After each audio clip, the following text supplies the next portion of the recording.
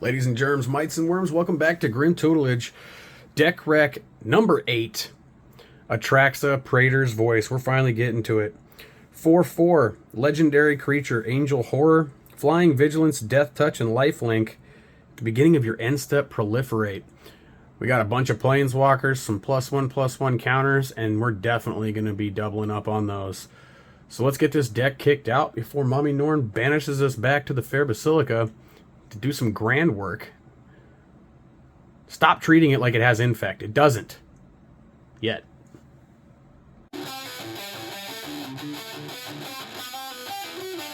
Alright, welcome back. New little intro music, new little intro logo. Figured I'd reveal those when we finally got around to this 2 years in the making Atraxa deck tech. As I said before, it's a 4/4 Flying Vigilance, Death Touch, Lifelink, and at the beginning of your end step, proliferate.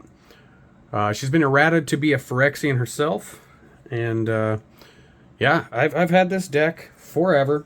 Let's get right into it. Actually, I'm not going to put the deck list up there. Thanks to the Nitpicking Nerds, shout out to them. I use Moxfield now, so down below, there is a clickable link in the description. Take you right over to the page on Moxfield, and you can check out the deck list there. And you can also see the changes that I've made and all the cards that I was considering or have been in the deck, blah, blah, blah, blah. Anyways, start out like we always do with the lands. This one's a little different. So we don't have very many basics in here at all. And we start out with Command Tower. Got to have it. It's a staple. The only land in here that's a basic is a Plains. That's basically just so that if I get Swords to Plowshare, I can go grab one. Not Swords to Plowshare. What's it? Oh god, Path to Exile, I can think. We got Boseiju, who shelters all. If you haven't seen this, it's just a land that comes in tapped. Pay 2 life, add a colorless if it's spent on an instant or sorcery. Can't be countered. Good land. Hall of the Bandit Lord. Enters the battlefield tapped, but you can pay 3 life to add a colorless, and if it's spent on a creature, gains haste. I love that land. I feel like it's underrated to give stuff haste. If you can see the theme here, we're starting out with the lands that come in tap now. Rafine's Tower. If you notice, that's a Plains. Spara's Headquarters, also a Plains. We'll get to that later. Glacial Fortress. I used to have a bunch of the, what are these, check lands in here, but we're down to just having Glacial Fortress left. That's it. We got Undergrowth Stadium. Got the Crowd lands. Vault of Champions. Sea of Clouds. Bountiful Promenade. Rejuvenating Springs. Morphic Pool. Now we're into the fetches. Everybody should have the fetches. They're getting cheap now, thanks to Modern Horizons 2. I think you can get these for like $10 now. Well, maybe not these ones because they didn't reprint these there, but you know what I mean. We got Marsh Flats, Misty Rainforest, Polluted Delta, Verdant Catacombs, Windswept Heath, Breeding Pool, our first of the shock lands. If you're going to have fetches, you got to have shocks. Don't forget those Triones are searchable too. Godless Shrine, Hallowed Fountain, Overgrown Tomb, Temple Garden, Watery Grave. Now we're getting into the utility lands. Boseiju, who endures. This is just a good one to have. Doesn't come in tapped. Adds a green. Also has that ability for channel. Pay 2, 1 and a green. Discard it from your hand. Destroy target artifact, enchantment, or non-basic land an opponent controls. Then they can search their library for a card with a basic land type. Put it onto the battlefield and shuffle. Costs 1 less to activate for each legendary creature. You know, you can get rid of something that they really, really, really want and just give them a land. I got Dracula's Tomb here. It's just a Phyrexian Tower, but this is the Secret Lair version. Adds 1 colorless, but it gives me the ability to sacrifice a creature to add 2. Sometimes you really need that too. Hall of Heliod's Generosity. We got quite a few enchantments in this deck. So having the ability to pay 1 and a colorless and tap it to put an enchantment on top of your library from the graveyard, it's pretty good. Nykthos, Shrine to Nyx. I know a lot of people wouldn't run this in a 4-color deck, but sometimes I just find myself having like 6 pips on the battlefield. And if I can just pay 2 to add 6, it's just good. Otawara, from that same cycle as Boseiju. Except for with this one, the channel cost is 3 and a blue. Discard it. Return target artifact, creature, enchantment, or planeswalker to its owner's hand. You can do this to yourself. And it costs 1 less to activate for each legendary creature you control. Sometimes this is awesome. Sometimes it's just a blue land. We got Urza's Saga. This is overpowered as hell. Just comes out and gives you a colorless. On turn 2, I still usually use it for land, in this deck specifically. And then on turn 3, or if we proliferate it, somehow on turn 2, you can search your library for an artifact card with mana cost 0 or 1 and put it directly onto the battlefield. Lets me go get Soul Ring, Mana Crypt, Esper Sentinel, among other things. Chrome Mox. Yavimaya Hollow. I don't have Reanimate in this deck, so sometimes having the ability to just pay green and tap to regenerate target creature is good. Now we're getting into creatures, speaking of them. Birds of Paradise, nice little mana dork here. There's that Esper Sentinel we were talking about. 1 for a 1/1. Whenever an opponent casts their first non-creature spell each turn, draw a card unless they pay X, where X is Esper Sentinel's power. If I can get a counter on this and just make this 2 or 3, nobody's paying 2 or 3. I almost always get the card. It's a great card. Archivist of Ogma, one of the better cards from Commander Legends Baldur's Gate, has Flash, 2-drop, 2/2. Whenever an opponent searches their library, you gain 1 life, draw a card. It's awesome.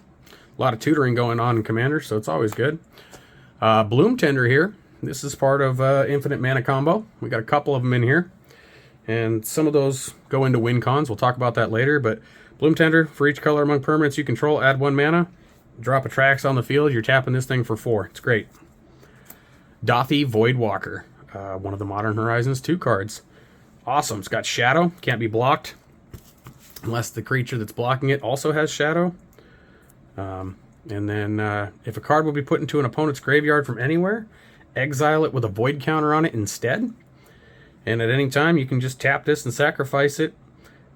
And choose an exiled card your opponent owns with a void counter and then play it without paying its mana cost. I've played anything from mana value 1 to lands to 8 drops with this thing. It's awesome. Deep Gnome Terramancer. This right here is why I pointed out the planes earlier. I think we have 7 in this deck. And then if you guys are wondering, there's 33 lands in this deck. But one of them's a dual modal dual face card. We'll get to that one. But Deep Gnome has Flash, and whenever 1 or more lands enter the battlefield under an opponent's control without being played, so fetch lands, ramp spells, all that stuff, you may search your library for a plains card and put it onto the battlefield, tapped, and then shuffle. So this is why I liked having those triomes that we had being plains, because they come in tapped anyways. And so if I can go around the table and each person plays, a fetch land or a ramp spell, I'm getting 3 lands in a 1 turn cycle. So you can only do it once each turn, but it doesn't matter. We come back to my turn, I have 4, and it's only turn 2. It's happened before. It's a good card. Dranith Magistrate. A lot of people don't like this card. They think it should be banned. This is new to the deck. I haven't seen anybody complain too much about it yet, but it is just a good shutdown piece. You can't play your commander if this is out on my field. You can't, free cast stuff. You can't play stuff from the graveyard or from exile. It's just kind of overpowered. And if you notice, a lot of these good cards, they have power 1, 2, that's because we're going to get into that. But we got some cards that let you search for stuff that has low power. Gilded Drake. It's just a 2-drop that's ridiculous. Your opponent puts out the best card that you could imagine. You pay 2. Take it. Swap it over for a 3/3 flyer. It's insane. Super spendy, though, but I got into that card when it was cheap.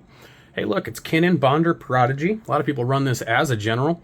I love this to, combo with, Basalt Monolith. That'll make infinite colorless mana. And then this 7 ability, looking at the top 5 cards of your library, putting a non-human creature onto the battlefield.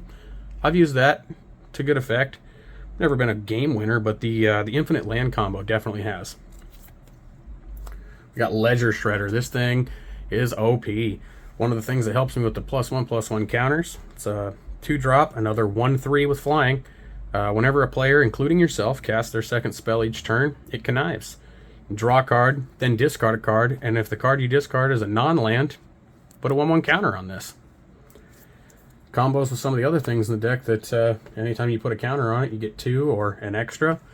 So it's a good card to have. Thieving Skydiver. I think this is underrated in Commander, personally. It's 2-drop, 2/1, but it has Kicker of X. And so just for 1 mana, I can take, you know, when it comes into the... It's a flyer as well. But when it comes into the battlefield, if it was kicked, gain control of target artifact with converted mana cost X or less. So whatever you're paying. If the artifact's an equipment, you can attach it directly to Thieving Skydiver. I have stolen Swords of Feast and Famines, Soul Rings, Mana Crypts, you name it. This card just takes it, and it's a good effect. It's a good card. Flux Channeler.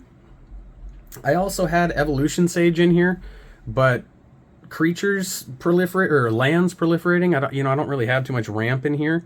I just decided that Flux Channeler was better whenever you cast a non-creature spell proliferate, as opposed to whenever a land enters the battlefield, you proliferate. It just happened to work better in this version. You never know. Evolution Sage might be better in the next version of this deck, but the decks are always they're always maturing, they're always changing. This deck's not going to look the same after Phyrexia. All will be 1 drops, and you know, this, I mean, for God's sake, it's taken this long to get this deck out because I started with Infect and Proliferate, and it's just gone. So it's been so many versions. It was X spells and Proliferate and counters at one point. I tried to do the regular Super Friends-ish thing and incorporate Foretell. That didn't work, and this is where we're at now. Decks are never ending. They always improve. They always change. And this is just the current version. So, but this is Heliod Suncrowned. It's a 3-drop, indestructible. As long as your devotion to white is less than 5, Heliod's not a creature. That's kind of important sometimes. And whenever you gain life, put a 1/1 counter on target creature or enchantment you control. You can pay 2 to give another creature lifelink until end of turn. This combos with Walking Ballista. It's one of the combo wins in the deck. I think you need all but, 2 mana to give it lifelink, and then you can just kind of win if they're both on the field. We got Opposition Agent. Another flash creature. This one's a 3-drop. You control your opponents while they're searching their libraries. And whenever they're searching, they exile each card they find. So you basically go find whatever card you want. You can play them as long as they remain exiled and spend mana as though it were any color. It's really good for tutors and other stuff like that. We got Peer, Imaginative Rascal. He's a 3-drop. Human. Partners with Toothy. I took Toothy out. Just didn't work out for me as well. It's too long of a play. But if 1 or more counters would be put onto a permanent your team controls, that many +1 are put on it instead. This works with Planeswalkers. It works with that Connive ability. All that stuff. And, you know, it's only a 3-drop. And he's a 1/1. So, again, searchable for a card like this. Recruiter of the Guard. 3-drop, 1/1. When it enters the battlefield, you may search your library for a creature card with toughness 2 or less. Reveal it and put it into your hand, then shuffle your library. I went with toughness. You know, some of the ones that I have are 3-drop or 3 toughness, so you can't search for them. But this will still grab a lot of stuff that I want. It's a good card to have. Right behind it, another really good card, Spellseeker. This one's the Secret Lair version. You know, 1/1 right here. Searchable with Recruiter. But when this one enters the battlefield, you may search your library for an instant or sorcery with mana value 2 or less. Reveal it, put it into your hand, and shuffle. So that'll go get you your tutors, sometimes your win cons. Displacer Kitten. 4-drop. I haven't got to abuse this the way that I want to, but the hopes was that I would get this on the battlefield, and that avoidance ability, whenever you cast a non-creature spell, exile up to 1 target non-land permanent you control. Then return that card to the battlefield under its owner's control. So, the hopes was I could use a, I don't know, really good ability of a Planeswalker, or attack with something, and then play another, you know, non-creature spell on my second main phase, or whatever it may be, and then bounce a Planeswalker and put it back down. Like, especially if I play Doubling Season, bounce something that when it comes back in, now it has the counters to ult. You know what I mean? It hasn't been abused perfectly in this deck yet, and it probably will get cut when we switch over to the Toxic Infect Proliferate build. But it's still a really good card, and it does work pretty well. I'm definitely going to throw this into Animar. Deep Glow Skate. This card, as much as Doubling Season is cool, I think I use this a little bit more because it just doubles the counters that are already there, as opposed to needing an enchantment on the field and then playing a card. But it's a 5-drop, 3/3. When it enters the battlefield, double each kind of counter on any number of target permanents. Pretty good card. A little expensive. Don't know if it'll make the cut in the future. And then last but not least, we have that Walking Ballista for the combo. That's basically all it's there for. We're getting into the instants and sorceries here. We got the Enlightened Tutor. 1-drop, search your library for an artifact or enchantment, reveal it, shuffle, put the card on top. Obviously, we're going to try to wait until it's about to be our turn and play it on our opponent's end step, or try to. Noxious Revival. Sometimes stuff gets shut down, like your tutors or one of your good creatures or artifacts gets put away. Nothing like being able to do that same thing, wait till their end step, and then pay 2 life and put a target card from a graveyard on top of its owner's library. So sometimes you can ruin someone's win con. Most of the time I just do this to myself to get something back. Swords to Plowshares. Pay 1 white and exile target creature. Its controller gains life equal to its power. Probably the best 1-drop removal in the game. Vampiric Tutor. Another one. Search your library for a card. Shuffle your library, put it on top. You lose 2 life. Worldly Tutor. Search your library for a creature card, reveal it. Shuffle your library, put the card on top. You got Cyclonic Rift. 2-drop, return target non-land permanent you don't control to its owner's hand. Overload it for 7. Super OP in Commander. Ridiculous. Here's another win con. If we have that infinite mana combo in any way, shape, or form in 2 white, you can make 1,000,000 green-white citizen creature tokens, and then your creatures gain indestructible until end of turn. You can also just pay this for 2 white and just give yourself protection for a turn if somebody's trying to board wipe. Pretty utility card, and you know, it's a good win con as well. Mana Drain. Absolutely love Mana Drain. Took me forever to pull one, but now that we have it, 2-drop, counter target spell, and then at the beginning of your next main phase, you add an amount of colorless mana equal to that spell's converted mana cost. You drop this on an Ugin or a Tooth and Nail Entwined, something like that, just getting ridiculous amounts of mana. It can set you way up in front on your turn. Drown in Dreams, another X spell. This is another way to win the game, or at least take out 2 people. You can make somebody draw their deck out and then make another player mill twice that many. And then if you have, you know, something like that Dothy Voidwalker, something on the battlefield, those cards are all going to go into exile. It's going to be great. And you can knock out 2 people with it at once. Lethal Scheme. This is a new addition. 4-drop, which sounds expensive, but it has Convoke. So you can tap creatures to pay for either the colorless or the black mana if they're a black creature. Destroy target creature or planeswalker, and then each creature that convoked Lethal Scheme connives and does that draw, discard, and then if it was a non-land, you get a +1/+1 counter on it. Great card. Force of Will. I was running Force of Negation, and I lost too many games not being able to counter because it's non-creature spell, right? So we took it out. We put in Force of Will. It's just the best free counter spell there is, period. Exile a blue card from your hand and pay 1 life, counter target spell. Demonic Tutor, great card, but it is a sorcery.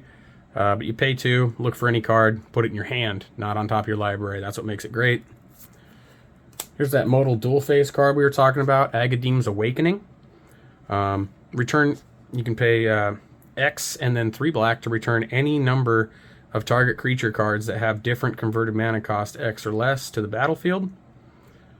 And then on the other side, it's basically a shock land that costs 1 more but 1 color. You can pay 3 life, have it enter the battlefield untapped, and it's just a land if you don't need it. If you get it early game and you can't do anything with it, it's just a good land drop, you know? On to Dismantling Wave. This is a 3-drop sorcery speed. If it was instant, it'd be way better. But for each opponent, destroy up to 1 target artifact or enchantment that player controls. So for 3, we're killing, you know, 3 artifacts or enchantments. And if you have the 8 mana, you can cycle it and destroy all of them. So it's a cool little option there. I hardly ever use the cycling version, but you know, whatever. Here's another way to win the game. I've won the game plenty of times with this. Villainous Wealth. You use that infinite X mana, or colorless mana that we were talking about before. Black, green, and blue. Target opponent exiles the top X cards of their library. I'll usually have them do the whole thing. Then you can cast any number of non-land cards with converted mana cost X or less without paying their mana costs. And basically you just take their win con and win the game with it. Love it. Farewell. 6-drop. Choose one or more. So you can kind of, you know, navigate what's going to leave you with the best board state at the end of this, but you can exile all artifacts, all creatures, all enchantments, or all graveyards, or any combination of that. It's a powerhouse. Coming up next, we got Temporal Mastery. A lot of times, we like to call it Poor Man's Time Walk. We'll use, you know, Vampiric or Mystical or Spellseeker, something like that. I think Spellseeker might put it in your hand, actually, but we'll use one of the tutors that puts it on top of your library to force you to draw this for its miracle cost and play it. And then you get an extra turn for 2. It's nice. Mystic Remora. I used to not be high on this card, but I've come around. Pay 1. Has a cumulative upkeep of 1, so you got to pay 1. Then on your next turn, 2. So on and so forth. But whenever an opponent casts a non-creature spell, I draw a card unless they pay 4. They say don't feed the fish for a reason. Nobody pays for it. It's ridiculous. Blind Obedience. This just helps me if we don't have a great board state. Artifacts and creatures your opponents control enter the battlefield tapped for 2. And that extort ability can be good. Sometimes people just need 1 or 2 life to be you know, out of the game. And it's just like, you know, and we gain the life that we make them lose. So when we're paying for those shock lands and other stuff like that, it's a nice little way to get life back. Coming up, we got the enchantments. I'm big on these. A lot of people just like removal in general, but I like to play with these. I'll enchant your creature and turn it into a nothing. That's just a 3/3. This one lets me draw a card, and then your best creature is just still on the field, and it kind of forces you to deal with it. You can't use its abilities or any of that kind of stuff unless you got a sack outlet or a way to kill it yourself. Same thing here with Mystic Subdual, except for this one turns it into a no ability. This one has flash, so you can do this on their best creature right when it comes in. And it'll give the creature -2/-0 and loses all abilities. So then we got Broker's Ascendancy. We're getting into the enchantments that are, you know, actual enchantments here. 3-drop. At the beginning of your end step, put a 1/1 counter on each creature you control and a loyalty counter on each Planeswalker. That can be huge when we have Peer and some other things on the battlefield. Freed from the Real. This is what combos with Bloom Tender. As soon as you have this and Bloom Tender on the field, you have infinite, you know, I think it's infinite green mana technically, but it's infinite mana at some point. And, you know, depending on how many other colored permanents you have, it could be everything but blue. Yeah, it's just a good thing to go infinite with. Rhystic Study. 3-drop. Whenever an opponent plays a spell, I draw a card unless they pay 1. A lot of times people don't want to pay 1. Smuggler's Share. At the beginning of each end step, draw a card for each opponent who drew 2 or more cards, and then create a treasure token for each opponent who had 2 or more lands enter the battlefield under their control this turn. And, you know, this one works pretty good. It's a 3-drop. It's helped me out plenty of times. Smothering Tithes. Whenever an opponent plays a card, or draws a card, excuse me, that player may pay 2, and if they don't, you make a treasure token. This helps out with the mana cost of things. Sometimes, like I said, we don't have too much ramp, so we need all the land help we can get. 4-drop. It's a great card. It's got horrendously ugly art on that hand, though. It's Nightmare Fuel. Doubling Season. Super expensive card. A little overrated, but I think at this point, I might run Vorinclex Monstrous Raider for 1 more mana because it's a creature that can do stuff. But anyway, if an effect would put 1 or more tokens on the battlefield under your control, 1 or more counters on a permanent you control, place that twice that many of those counters on that permanent instead. So it's good for Planeswalkers and those +1/+1 counter conniving things, or that Broker's Ascendancy too. You got triple X here, Astral Cornucopia. If you have that infinite mana, You can just put a million counters on this, choose a color, add as many of those counters that you have in that color. It's helped me out before to win games. We got Chrome Mox. Got to imprint a card when this comes into the battlefield. You can add 1 mana of any of the exiled card's colors. So if you exile, you know, something you can't play early game and it's got 2 or more colors, it's tapping for 2 or more colors. We go into Mana Crypt, dropping that 0-drop for a Soul Ring, but you gotta flip a coin on your upkeep each time, and if you lose the flip, it deals 3 damage to you. Sensei's Divining Top. We have all those tutors, and sometimes you can't wait to get you know, your combo piece. You need to get it now. So you got this 1-drop. Look at the top 3 cards of your library, put them back in any order, and then you can tap it to draw a card and put the top on top of your library. Get the card you need right now. 1-drop here with Soul Ring. Everybody knows what that does. Adds 2. Commander staple. People want it out. I still love it. Arcane Signet. It's another one. Everybody knows the infamous land drop, Soul Ring, Arcane Signet.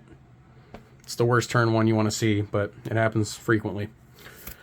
Strionic Resonator. This is copying any triggered abilities that you have for 2 and tapping it. And triggered abilities are when, whenever, or at. So you can double up Atraxa's proliferate thing. You know, just any of the triggered abilities. You can double up for 2 and a tap. So good stuff. We got Basalt Monolith. Goes infinite with rings and with Kinnan. Rings of Bright Hearth. Pretty much in here. You can copy Basalt Monolith's untap ability. You can also copy other activated abilities that aren't mana abilities. So there's other sneaky ones you can get away with too. Now we're getting into the Planeswalkers. Got Ashiok Dreamrender, making it so nobody can search their library. People hate that. And then I can mill you 4 cards and exile all of your graveyards. And if we're proliferating, I'm doing this forever if we're proliferating every turn. So it's awesome. Narset, Parter of Veils, making it so opponents can only draw 1 card per turn. People hate that too. And they're -2. Look at the top 4 cards of your library, reveal a non-creature, non-land, put it into your hand, put the rest on the bottom of your library. Pretty solid ability. We got old Broco, Thief of Crowns here. 3-drop. Never use the food token, that's not my thing, but I will elk the shit out of your stuff. People don't like that. Leaves them wide open though. If you elk stuff, you can get swung at. But I mean, you know, we're pretty much just trying to elk people, and then sometimes we'll do the exchange, but very rarely. We got 3 fairy here. People can only cast spells. Well, opponents can only cast spells at sorcery speed, meaning no counters for you. And then until you're on the next turn, you can cast stuff as though it had flash. And I hardly ever use his -3 to return artifact, creature, or enchantment to its owner's hand. But sometimes you need to draw a card and you got to do it. A Johnny Sleeper Agent. I put this in the deck before I saw the spoilers for All Will Be One. But I was hoping to get this emblem, and then whenever you cast a creature or planeswalker spell, target opponent gets 2 poison counters. And I was hoping to do something crazy. I don't know, Ancestral Statue. And then, you know, if we have that infinite mana, I'll just play Ancestral Statue over and over and over again and just, you know, poison counter everybody to death. Never got there yet. Tameo Field Researcher. Choose up to 2 target creatures until your next turn. Whenever they deal combat damage, draw a card. They don't have to be my creatures. Drawing cards off of that. I've tapped non-land permanents, making them not untap during their controller's untap step, leaving them wide open for attack. That's always cool. But really, we want this end ability here, which is pretty much omniscience, omniscience, however you want to say it. But you draw 3 cards, and then you get an emblem that lets you cast non-land cards from your hand without paying their mana cost. Broken. Teferi, Master of Time. You can activate your loyalty abilities on any player's turn with him. So basically, you're going to get to draw a card across everybody's turns. So you get to draw 4 cards and discard 4 cards. I can phase out a creature on someone else's turn. And then, you know, if we have that double up ability and stuff, that end ability is what we're really looking for, to take 2 extra turns to win the game. Teferi, Who Slows the Sunset. Another 4-drop Teferi. He's a little underrated, though. That first ability there, untap an artifact, a creature, and a land, and then untap the permanents you control and tap the permanents you don't control, and then you gain 2 life. It's good. It's good ability. But his end ability here, untap all permanents you control during each opponent's untap step and draw a card during their draw step. That's like Seedborn Muse with some extras, and that one's a good ability too. And if we have Doubling Season out, you can use that ult, and he still lives. It's insane. We got Elspeth Resplendent. +1/+1 counters on a creature. And then you get to also put a counter from among flying, first strike, lifelink, or vigilance. That's cool. I like this -3 ability where we can look at the top 7 cards of our library and put something with mana value 3 or less directly on the battlefield with a shield counter on it, which is basically a one-time indestructible counter. And then you put the rest on the bottom of your library. Good stuff. Teferi, Hero of Dominaria, is last. 5-drop, draw a card at the beginning of the next end step, untap 2 lands, kind of lets you protect him to have a counter spell or mana drain or whatever. And then his ultimate ability is dope too. Whenever you draw a card, exile target permanent an opponent controls. With that connive stuff we got going on, it just gets out of hand. And then last but not least, we got Ugin, the Spirit Dragon, just an 8-drop. Obviously we want to draw 7 cards and put 7 permanents on the battlefield with his ult, but having the ability to pay 8 and exile all colored permanents, way to go. So that's the last Planeswalker in the deck. Like I said, this is just the version that we have now. When we go back through and do the deck rec tune-up series or whatever it's going to be, I'm sure this deck will be nothing but toxic, infect, and proliferate. I can't wait to do it. But leave your thoughts and comments below. A whole bunch of you guys aren't subscribed, so if you guys want to subscribe, check out the next deck. Make sure you do that. And let me know how you run Atraxa. I know a lot of people do it different than me. Always looking for improvements. And yeah, that's the deck. Appreciate you guys checking it out. We'll see you guys on the next one.